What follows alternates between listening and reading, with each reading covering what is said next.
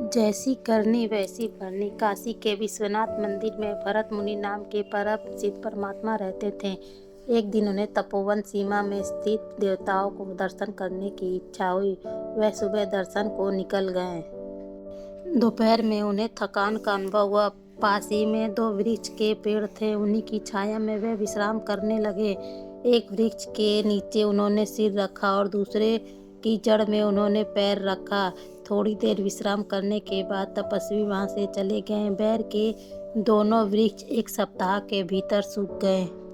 सूखने के बाद दोनों वृक्षों ने एक ब्राह्मण के घर दो कन्याओं के रूप में जन्म लिया। जन्म के कुछ वर्षों बाद भरत मुनि ब्राह्मण के घर के सामने से गुजर रहे थे। उन्हें देख के दोनों लड़कियां उनके चरण में गिर पड़ी और बोली, महात्मा जी, आपकी कृपा से हमारा उद्धार हुआ है। हमने आपकी वजह से पेड़ का जीवन त्याग मनुष्य की देह प्राप्त की है।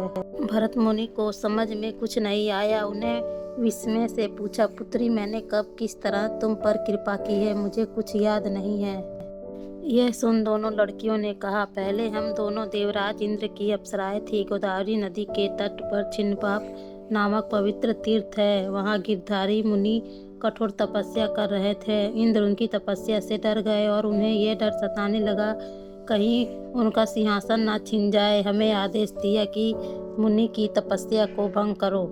बस हम दोनों वहां जाकर नृत्य करने लगे। इससे मुनि को ध्यान भंग हो गया और वे क्रोधित हो उठे। उन्होंने श्राप दिया कि तुम दोनों पेड़ बन जाओ। इस पर हम उनके पैर पकड़कर क्षमा मांगी और महात्मा जी का हृदय पसीज गया। उन्होंने कहा, मैं तुम्हें श्राप मुक्ति का रास्ता बता सकता हूँ। उन्होंने बताया कि श्राप भरत मुनि के आने तक ही रहेगा। इसके बाद मैं नारी के रूप में तुम जन्म लोगी।